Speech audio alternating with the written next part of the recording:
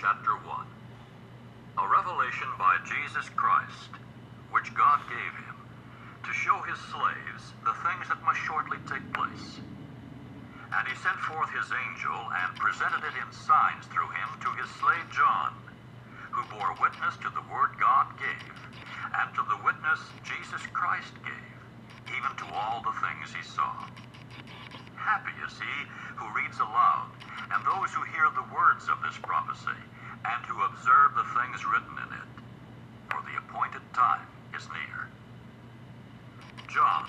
to the 7 congregations that are in the district of Asia,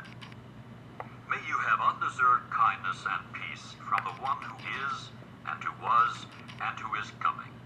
and from the 7 spirits that are before his throne,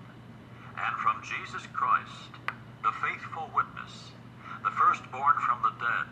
and the ruler of the kings of the earth. To him that loves us, and that loosed us from our sins by means of his own blood, and he made us to be a kingdom,